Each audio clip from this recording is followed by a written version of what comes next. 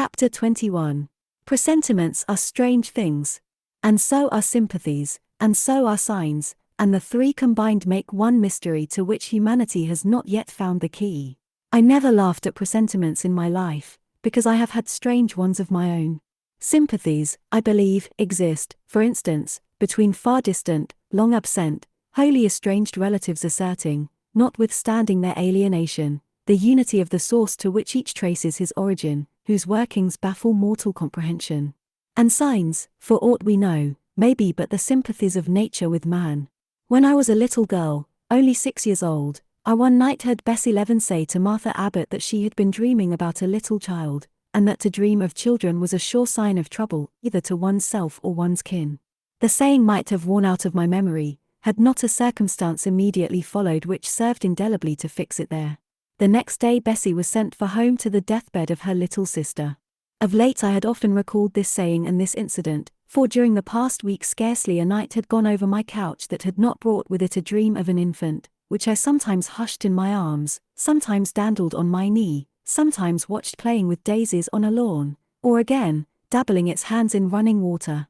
It was a wailing child this night, and a laughing one the next. Now it nestled close to me, and now it ran from me. But whatever mood the apparition evinced, whatever aspect it wore, it failed not for 7 successive nights to meet me the moment I entered the land of slumber. I did not like this iteration of one idea, this strange recurrence of one image, and I grew nervous as bedtime approached and the hour of the vision drew near. It was from companionship with this baby phantom I had been roused on that moonlight night when I heard the cry, and it was on the afternoon of the day following I was summoned downstairs by a message that someone wanted me in Mrs. Fairfax's room. On repairing thither, I found a man waiting for me, having the appearance of a gentleman's servant. He was dressed in deep mourning, and the hat he held in his hand was surrounded with a crape band. "I dare say you hardly remember me, miss," he said, rising as I entered, "but my name is Leaven. I lived coachman with Mrs. Reed when you were at Gateshead, 8 or 9 years since, and I live there still." "Oh, Robert, how do you do? I remember you very well. You used to give me a ride sometimes on Miss Georgiana's bay pony. And how is Bessie? You are married to Bessie?" "Yes, miss. My wife is very hearty, thank you. She brought me another little one about 2 months since. We have 3 now, and both mother and child are thriving." "And are the family well at the house, Robert?" "I am sorry I can't give you better news of them, miss. They are very badly at present, in great trouble." "I hope no one is dead," I said, glancing at his black dress. He too looked down at the crape round his hat and replied, "Mr. John died yesterday was a week, at his chambers in London." "Mr. John?" "Yes." "And how does his mother bear it?" "Why, you see, Miss Eyre, it is not a common mishap. His life has been very wild. These last 3 years he gave himself up to strange ways, and his death was shocking. I heard from Bessie he was not doing well." "Doing well? He could not do worse. He ruined his health and his estate amongst the worst men and the worst women. He got into debt and into jail. His mother helped him out twice, but as soon as he was free he returned to his old companions and habits. His head was not strong. The knaves he lived amongst fooled him beyond anything I ever heard. He came down to Gateshead about 3 weeks ago and wanted Mrs. to give up all to him. Mrs. refused. Her means have long been much reduced by his extravagance, so he went back again. And the next news was that he was dead. How he died, God knows. They say he killed himself." I was silent. The tidings were frightful. Robert Leaven resumed. "Mrs. had been out of health herself for some time. She had got very stout, but was not strong with it, and the loss of money and fear of poverty were quite breaking her down. The information about Mr. John's death and the manner of it came too suddenly. It brought on a stroke. She was 3 days without speaking. But last Tuesday she seemed rather better. She appeared as if she wanted to say something, and kept making signs to my wife and mumbling. It was only yesterday morning, however, that Bessie understood she was pronouncing your name, and at last she made out the words, 'Fetch Jane Eyre. I want to speak to her.' Bessie is not sure whether she is in her right mind, or means anything by the words, but she told Miss Reed and Miss Georgiana, and advised them to send for you. The young ladies put it off at first, but their mother grew so restless, and said, 'Jane, Jane,' so many times, that at last they consented. I left Gateshead yesterday, and if you can get ready, miss, I should like to take you back with me early tomorrow morning." "Yes, Robert, I shall be ready. It seems to me that I ought to go. I think so too. Miss Bessie said she was sure you would not refuse, but I suppose you will have to ask leave before you can get off. Yes, and I will do it now. And having directed him to the servants' hall, and recommended him to the care of John's wife, and the attentions of John himself, I went in search of Mr. Rochester. He was not in any of the lower rooms, he was not in the yard, the stables, or the grounds. I asked Mrs. Fairfax if she had seen him. Yes, she believed he was playing billiards with Miss Ingram. To the billiard room I hastened, the click of balls and the hum of voices resounded thence. Mr. Rochester, Miss Ingram, the two Misses Eshton, and their admirers, were all busied in the game. It required some courage to disturb so interesting a party. My errand, however, was one I could not defer, so I approached the master where he stood at Miss Ingram's side.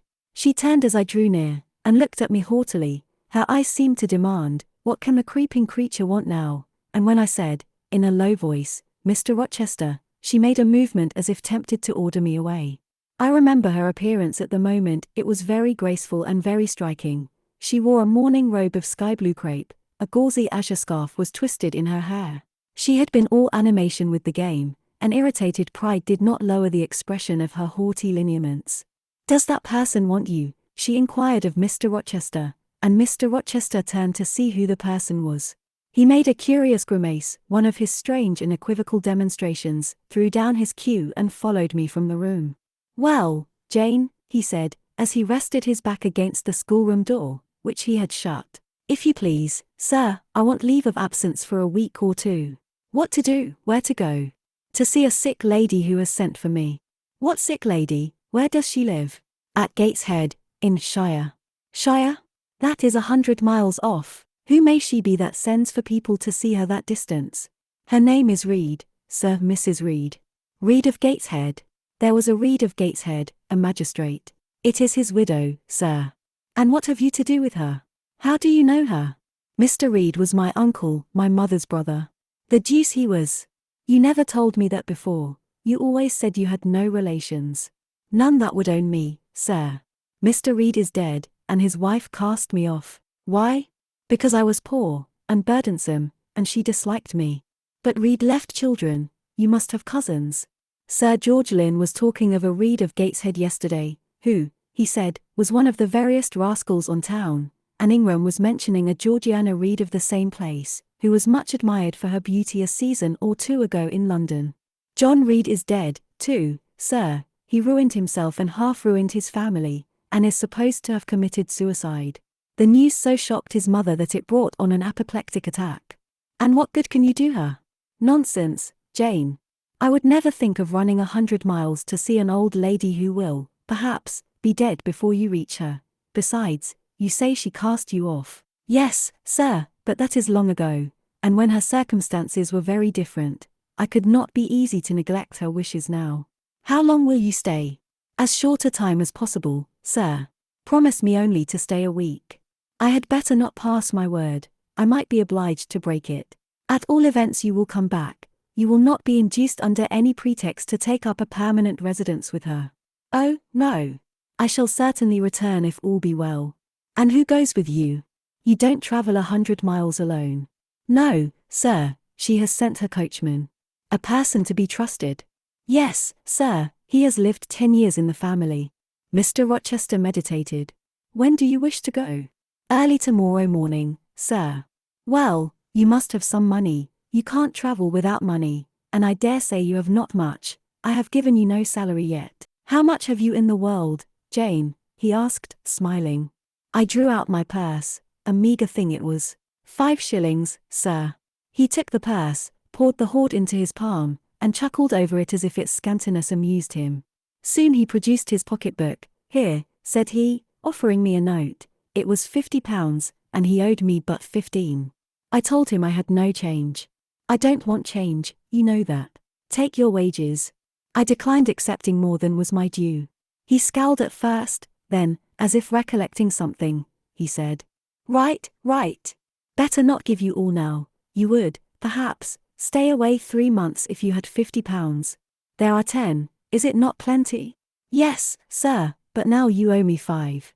Come back for it, then. I am your banker for £40. Mr. Rochester, I may as well mention another matter of business to you while I have the opportunity. Matter of business? I am curious to hear it. You have as good as informed me, sir, that you are going shortly to be married. Yes, what then? In that case, sir, Adele ought to go to school. I am sure you will perceive the necessity of it. To get her out of my bride's way, who might otherwise walk over her rather too emphatically. There's sense in the suggestion, not a doubt of it. Adele, as you say, must go to school, and you, of course, must march straight to the devil. I hope not, sir, but I must seek another situation somewhere. In course, he exclaimed, with a twang of voice and a distortion of features equally fantastic and ludicrous. He looked at me some minutes. And old Madam Reed, or the misses, her daughters, will be solicited by you to seek a place, I suppose? No, sir, I am not on such terms with my relatives as would justify me in asking favors of them, but I shall advertise. You shall walk up the pyramids of Egypt, he growled. At your peril you advertise. I wish I had only offered you a sovereign instead of £10. Give me back £9, Jane, I've a use for it. And so have I, sir, I returned, putting my hands and my purse behind me. I could not spare the money on any account. Little niggard, said he, refusing me a pecuniary request. Give me £5, Jane. Not 5 shillings, sir, nor 5 pence. Just let me look at the cash. No, sir, you are not to be trusted. Jane? Sir? Promise me one thing. I'll promise you anything, sir, that I think I am likely to perform. Not to advertise, and to trust this quest of a situation to me. I'll find you one in time. I shall be glad so to do, sir, if you, in your turn, will promise that I and Adele shall be both safe out of the house before your bride enters it. Very well. Very well. I'll pledge my word on it. You go tomorrow, then? Yes, sir, early. Shall you come down to the drawing-room after dinner? No, sir, I must prepare for the journey. Then you and I must bid goodbye for a little while? I suppose so, sir. And how do people perform that ceremony of parting, Jane? Teach me, I'm not quite up to it. They say, farewell, or any other form they prefer. Then say it. Farewell, Mr. Rochester, for the present. What must I say? The same, if you like, sir. Farewell, Miss Eyre, for the present, is that all? Yes. It seems stingy, to my notions, and dry and unfriendly. I should like something else, a little addition to the rite. If one shook hands, for instance, but no, that would not content me either. So you'll do no more than say farewell, Jane? It is enough, sir, as much goodwill may be conveyed in one hearty word as in many. Very likely, but it is blank and cool, farewell. How long is he going to stand with his back against that door? I asked myself. I want to commence my packing. The dinner bell rang, and suddenly away he bolted, without another syllable. I saw him no more during the day, and was off before he had risen in the morning. I reached the lodge at Gateshead about 5 o'clock in the afternoon of the 1st of May. I stepped in there before going up to the hall. It was very clean and neat. The ornamental windows were hung with little white curtains, the floor was spotless, the grate and fire irons were burnished bright, and the fire burnt clear. Bessie sat on the hearth, nursing her last-born, and Robert and his sister played quietly in a corner. "Bless you, I knew you would come," exclaimed Mrs. Levin, as I entered. "Yes, Bessie," said I, after I had kissed her, "and I trust one am not too late. How is Mrs. Reed, alive still, I hope?" "Yes, she is alive, and more sensible and collected than she was. The doctor says she may linger a week or 2 yet, but he hardly thinks she will finally recover. Has she mentioned me lately? She was talking of you only this morning, and wishing you would come, but she is sleeping now, or was 10 minutes ago, when I was up at the house. She generally lies in a kind of lethargy all the afternoon, and wakes up about 6 or 7. Will you rest yourself here an hour, miss, and then I will go up with you?" Robert here entered, and Bessie laid her sleeping child in the cradle and went to welcome him. Afterwards she insisted on my taking off my bonnet and having some tea, for she said I looked pale and tired. I was glad to accept her hospitality, and I submitted to be relieved of my travelling garb just as passively as I used to let her undress me when a child. Old times crowded fast back on me as I watched her bustling about, setting out the tea tray with her best china, cutting bread and butter, toasting a tea cake, and, between whiles, giving little Robert or Jane an occasional tap or push, just as she used to give me in former days. Bessie had retained her quick temper as well as her light foot and good looks. Tea ready, I was going to approach the table, but she desired me to sit still, quite in her old peremptory tones. "I must be served at the fireside," she said, and she placed before me a little round stand with my cup and a plate of toast, absolutely as she used to accommodate me with some privately purloined dainty on a nursery chair, and I smiled and obeyed her as in bygone days. She wanted to know if I was happy at Thornfield Hall, and what sort of a person the mistress was, and when I told her there was only a master, whether he was a nice gentleman, and if I liked him. I told her he was rather an ugly man, but quite a gentleman, and that he treated me kindly, and I was content. Then I went on to describe to her the gay company that had lately been staying at the house, and to these details Bessie listened with interest. They were precisely of the kind she relished.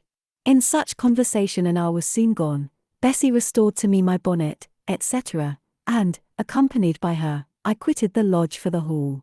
It was also accompanied by her that I had, nearly 9 years ago, walked down the path I was now ascending.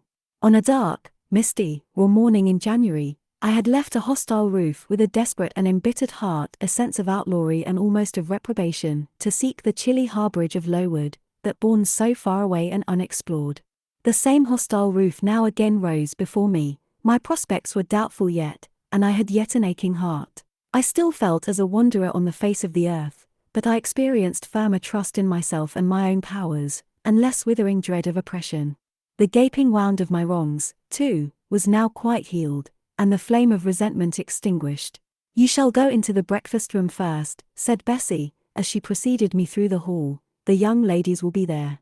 In another moment I was within that apartment. There was every article of furniture looking just as it did on the morning I was first introduced to Mr. Brocklehurst. The very rug he had stood upon still covered the hearth. Glancing at the bookcases, I thought I could distinguish the 2 volumes of Bewick's British Birds occupying their old place on the 3rd shelf, and Gulliver's Travels and the Arabian Nights ranged just above.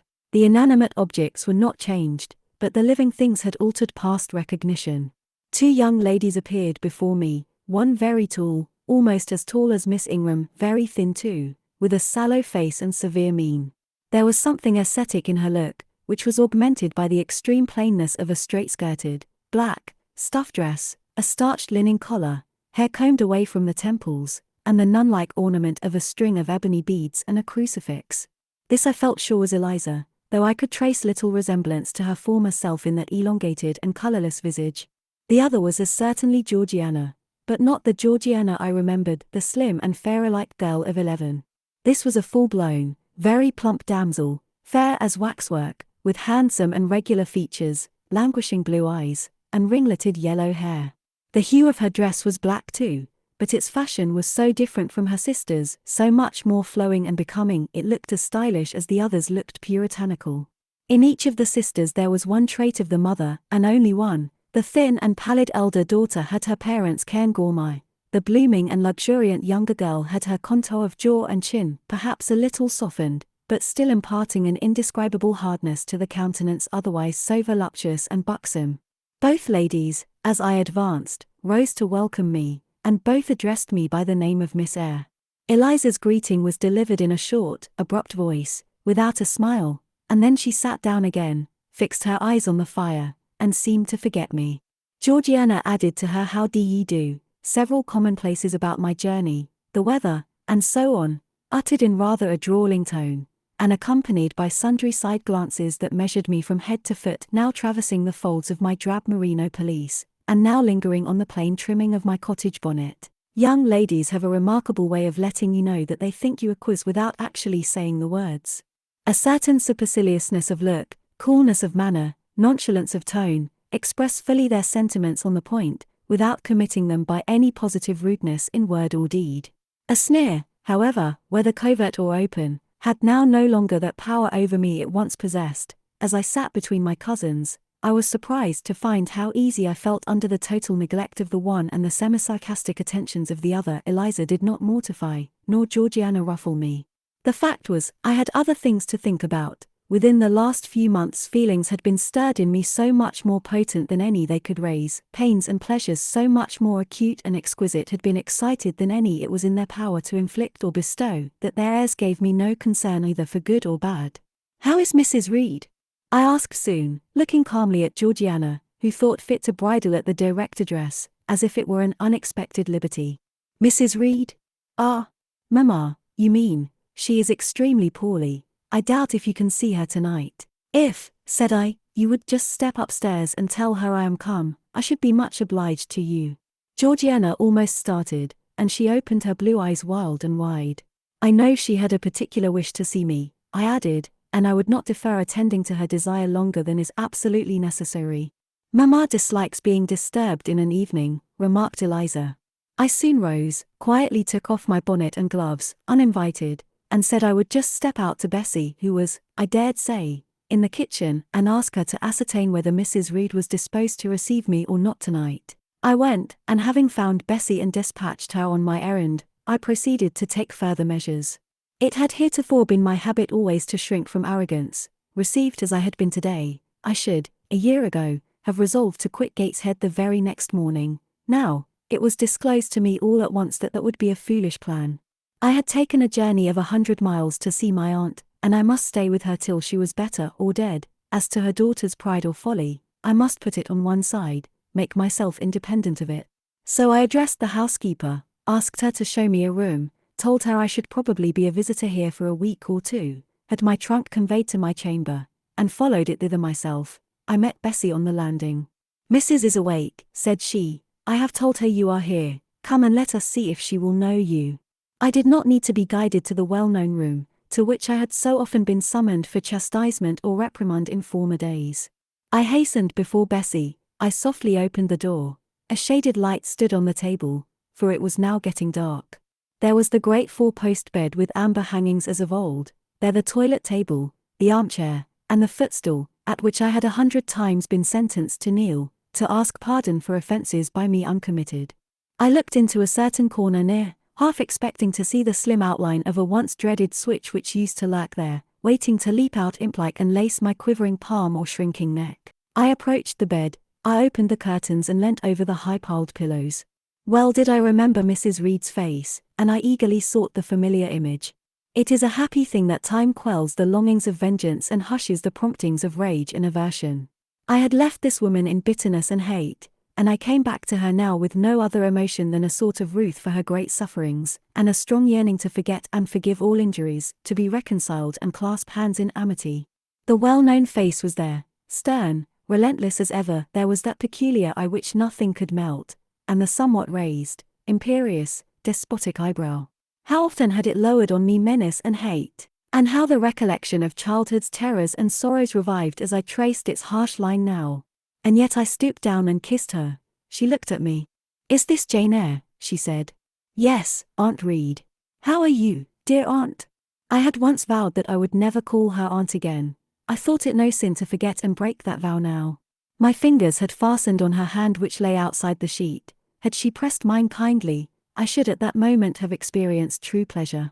But unimpressionable natures are not so soon softened, nor are natural antipathies so readily eradicated.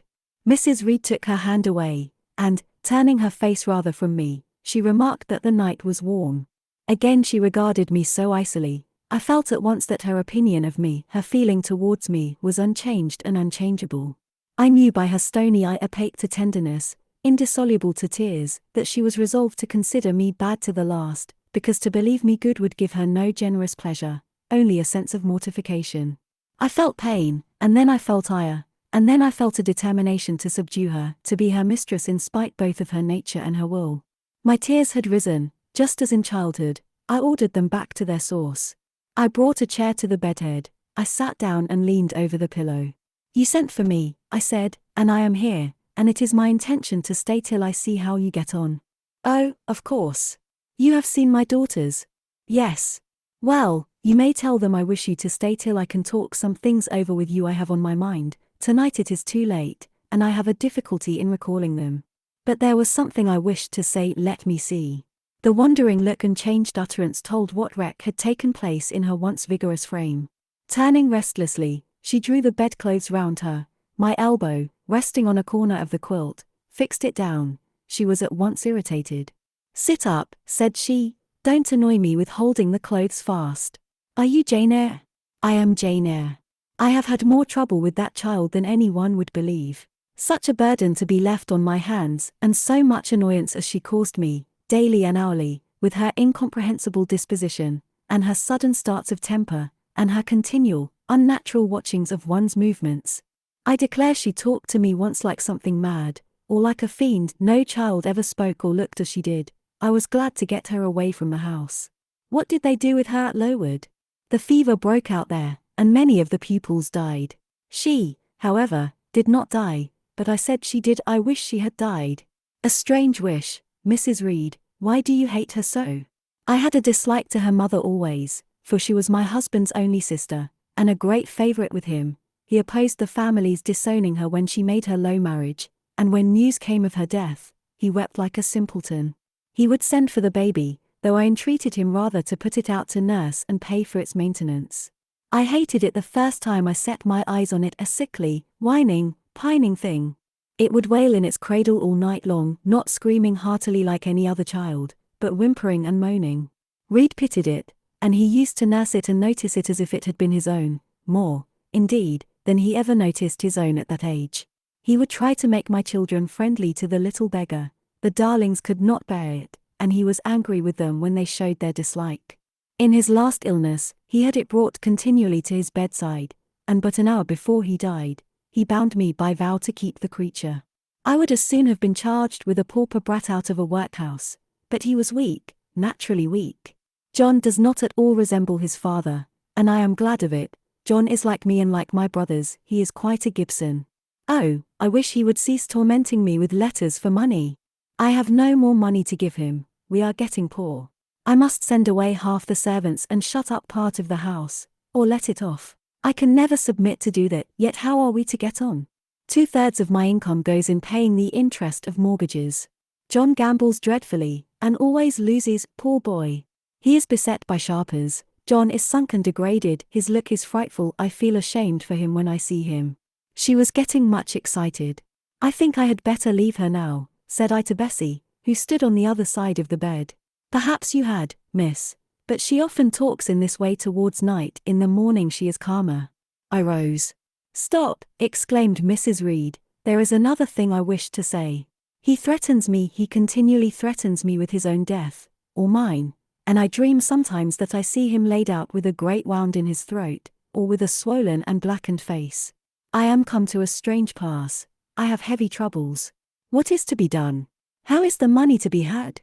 Bessie now endeavored to persuade her to take a sedative draught. She succeeded with difficulty. Soon after, Mrs. Reed grew more composed, and sank into a dozing state. I then left her. More than 10 days elapsed before I had again any conversation with her. She continued either delirious or lethargic, and the doctor forbade everything which could painfully excite her. Meantime, I got on as well as I could with Georgiana and Eliza. They were very cold, indeed, at first. Eliza would sit half the day sewing, reading, or writing, and scarcely utter a word either to me or her sister. Georgiana would chatter nonsense to her canary bird by the hour, and take no notice of me. But I was determined not to seem at a loss for occupation or amusement. I had brought my drawing materials with me, and they served me for both. Provided with a case of pencils, and some sheets of paper, I used to take a seat apart from them, near the window, and busy myself in sketching fancy vignettes, representing any scene that happened momentarily to shape itself in the ever-shifting kaleidoscope of imagination. A glimpse of sea between two rocks, the rising moon, and a ship crossing its disk, a group of reeds and water flags, and a naiad's head, crowned with lotus flowers, rising out of them, an elf sitting in a hedge sparrow's nest, under a wreath of hawthorn bloom. One morning I fell to sketching a face. What sort of a face it was to be, I did not care or know. I took a soft black pencil, gave it a broad point, and worked away. Soon I had traced on the paper a broad and prominent forehead and a square lower outline of visage. That contour gave me pleasure. My fingers proceeded actively to fill it with features. Strongly marked horizontal eyebrows must be traced under that brow, then followed, naturally, a well-defined nose, with a straight ridge and full nostrils, then a flexible-looking mouth, by no means narrow, then a firm chin, with a decided cleft down the middle of it. Of course, some black whiskers were wanted, and some jetty hair, tufted on the temples, and waved above the forehead. Now for the eyes. I had left them to the last, because they required the most careful working. I drew them large, I shaped them well, the eyelashes I traced long and somber, the irids lustrous and large. Good! But not quite the thing, I thought, as I surveyed the effect. They want more force and spirit, and I wrought the shades blacker, that the lights might flash more brilliantly. A happy touch or two secured success. There, I had a friend's face under my gaze, and what did it signify that those young ladies turned their backs on me? I looked at it, I smiled at the speaking likeness, I was absorbed and content. "Is that a portrait of someone you know?" asked Eliza, who had approached me unnoticed. I responded that it was merely a fancy head, and hurried it beneath the other sheets. Of course, I lied. It was, in fact, a very faithful representation of Mr. Rochester. But what was that to her, or to anyone but myself? Georgiana also advanced to look. The other drawings pleased her much, but she called that an ugly man. They both seemed surprised at my skill. I offered to sketch their portraits, and each, in turn, sat for a pencil outline. Then Georgiana produced her album. I promised to contribute a watercolor drawing. This put her at once into good humor. She proposed a walk in the grounds. Before we had been out 2 hours, we were deep in a confidential conversation. She had favored me with a description of the brilliant winter she had spent in London 2 seasons ago, of the admiration she had there excited, the attention she had received, and I even got hints of the titled conquest she had made. In the course of the afternoon and evening these hints were enlarged on, various soft conversations were reported, and sentimental scenes represented, and, in short, a volume of a novel of fashionable life was that day improvised by her for my benefit. The communications were renewed from day to day. They always ran on the same theme: herself, her loves, and woes. It was strange she never once adverted either to her mother's illness, or her brother's death, or the present gloomy state of the family prospects. Her mind seemed wholly taken up with reminiscences of past gaiety, and aspirations after dissipations to come. She passed about 5 minutes each day in her mother's sick room, and no more. Eliza still spoke little. She had evidently no time to talk. I never saw a busier person than she seemed to be, yet it was difficult to say what she did, or rather, to discover any result of her diligence.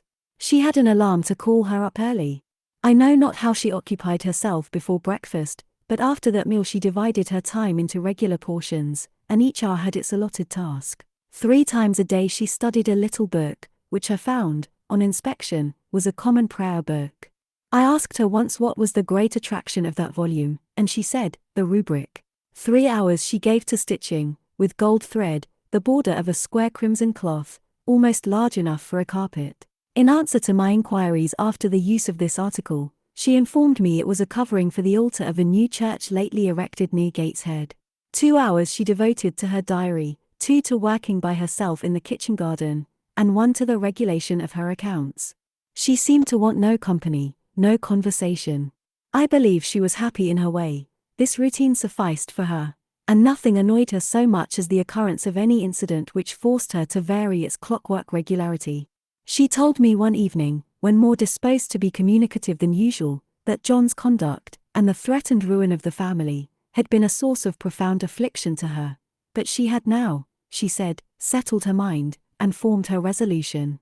Her own fortune she had taken care to secure, and when her mother died, and it was wholly improbable, she tranquilly remarked, that she should either recover or linger long, she would execute a long-cherished project, seek a retirement where punctual habits would be permanently secured from disturbance, and place safe barriers between herself and a frivolous world. I asked if Georgiana would accompany her. Of course not. Georgiana and she had nothing in common, they never had had. She would not be burdened with her society for any consideration. Georgiana should take her own course, and she, Eliza, would take hers. Georgiana, when not unburdening her heart to me, spent most of her time in lying on the sofa, fretting about the dullness of the house, and wishing over and over again that her Aunt Gibson would send her an invitation up to town. It would be so much better, she said, if she could only get out of the way for a month or 2, till all was over. I did not ask what she meant by all being over. but I suppose she referred to the expected decease of her mother and the gloomy sequel of funeral rites. Eliza generally took no more notice of her sister's indolence and complaints than if no such murmuring, lounging object had been before her. One day, however, as she put away her account book and unfolded her embroidery, she suddenly took her up thus. "Georgiana, a more vain and absurd animal than you was certainly never allowed to cumber the earth. You had no right to be born, for you make no use of life. Instead of living for, in, and with yourself, as a reasonable being ought, you seek only to fasten your feebleness on some other person's strength. If no one can be found willing to burden her or himself with such a fat, weak, puffy, useless thing, you cry out that you are ill-treated, neglected, miserable. Then, too, existence for you must be a scene of continual change and excitement, or else the world is a dungeon. You must be admired, you must be courted, you must be flattered, you must have music, dancing, and society, or you languish, you die away. Have you no sense to devise a system which will make you independent of all efforts, and all wills, but your own? Take one day, share it into sections, to each section apportion its task, leave no stray unemployed quarters of an hour, 10 minutes, 5 minutes, include all. Do each piece of business in its turn with method, with rigid regularity. The day will close almost before you are aware it has begun, and you are indebted to no one for helping you to get rid of one vacant moment. You have had to seek no one's company, conversation, sympathy, forbearance. You have lived, in short, as an independent being ought to do. Take this advice, the first and last I shall offer you, then you will not want me or anyone else, happen what may. Neglect it, go on as heretofore, craving, whining, and idling, and suffer the results of your idiocy, however bad and insufferable they may be. I tell you this plainly, and listen, for though I shall no more repeat what I am now about to say, I shall steadily act on it. After my mother's death, I wash my hands of you. From the day her coffin is carried to the vault in Gateshead Church, you and I will be as separate as if we had never known each other. You need not think that because we chance to be born of the same parents, I shall suffer you to fasten me down by even the feeblest claim. I can tell you this, if the whole human race, ourselves excepted, were swept away, and we two stood alone on the earth, I would leave you in the old world, and betake myself to the new." She closed her lips. "You might have spared yourself the trouble of delivering that tirade," answered Georgiana.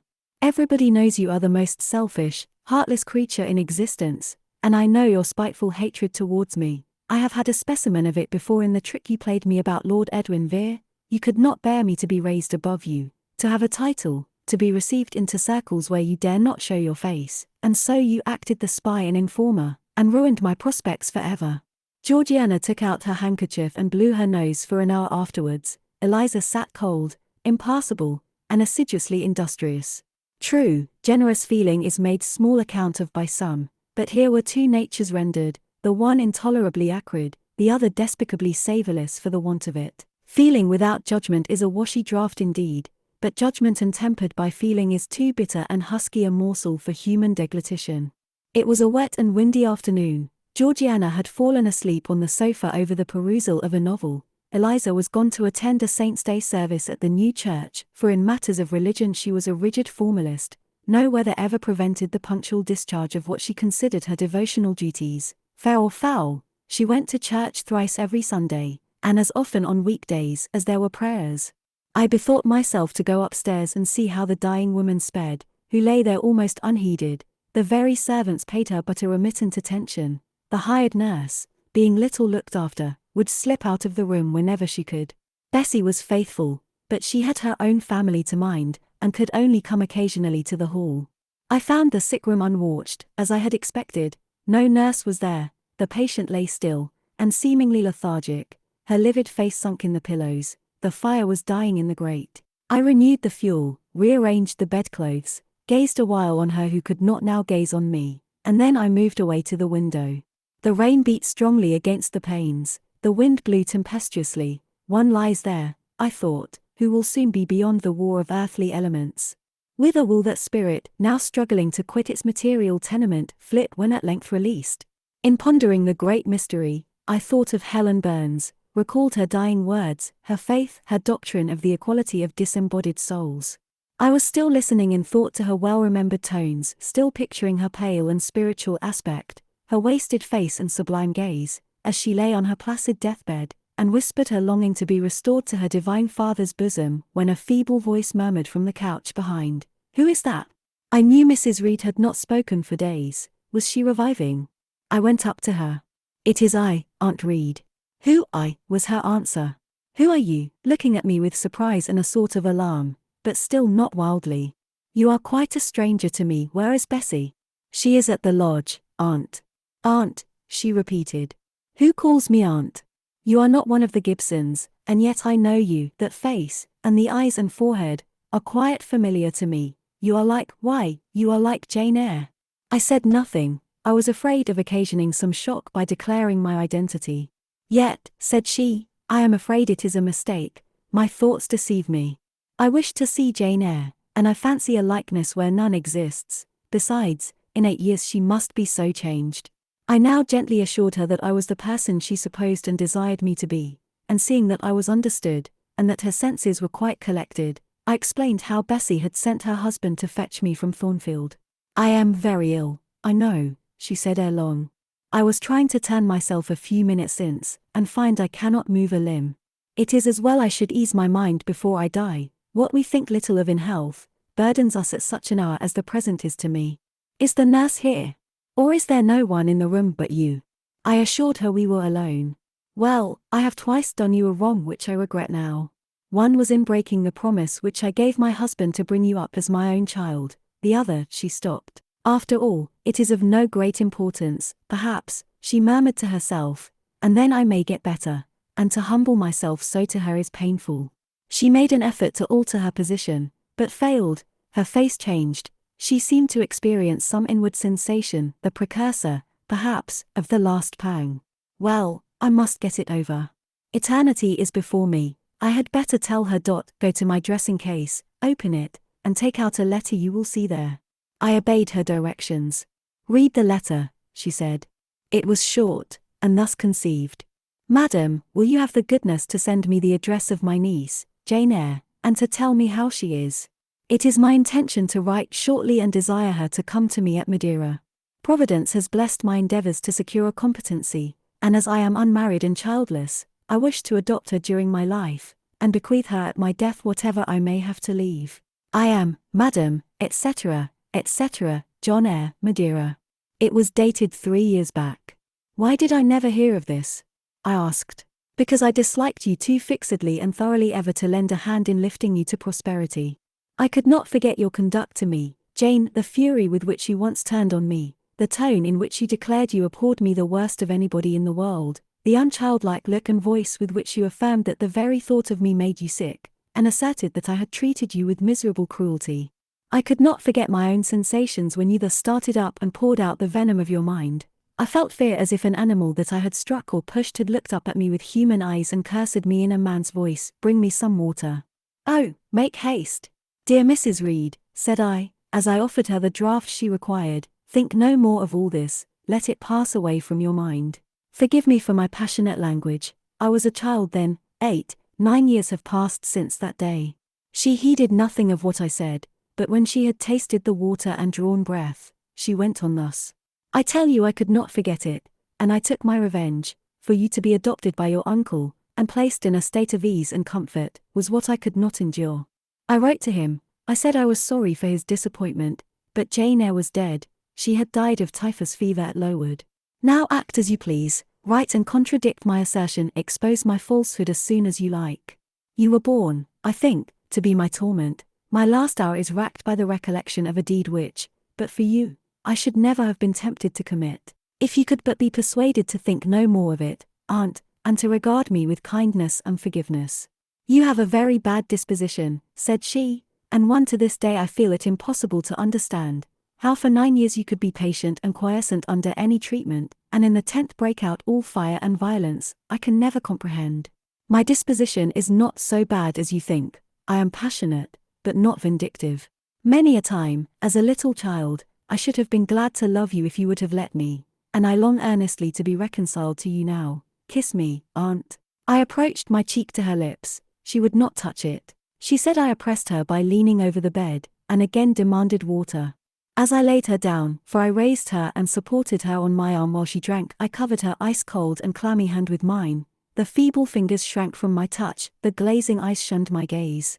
"Love me, then, or hate me, as you will," I said at last. "You have my full and free forgiveness. Ask now for God's, and be at peace." Poor, suffering woman! It was too late for her to make now the effort to change her habitual frame of mind. Living, she had ever hated me; dying, she must hate me still. The nurse now entered, and Bessie followed. I yet lingered half an hour longer, hoping to see some sign of amity, but she gave none. She was fast relapsing into stupor, nor did her mind again rally. At 12 o'clock that night she died. I was not present to close her eyes, nor were either of her daughters. They came to tell us the next morning that all was over. She was by that time laid out. Eliza and I went to look at her. Georgiana, who had burst out into loud weeping, said she dared not go. There was stretched Sarah Reed's once robust and active frame, rigid and still. Her eye of flint was covered with its cold lid. Her brow and strong traits wore yet the impress of her inexorable soul. A strange and solemn object was that corpse to me. I gazed on it with gloom and pain. Nothing soft, nothing sweet, nothing pitying, or hopeful, or subduing did it inspire, only a grating anguish for her woes, not my loss, and a somber tearless dismay at the fearfulness of death in such a form. Eliza surveyed her parent calmly.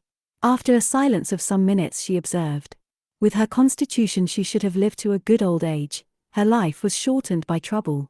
And then a spasm constricted her mouth for an instant. As it passed away she turned and left the room, and so did I. Neither of us had dropped a tear.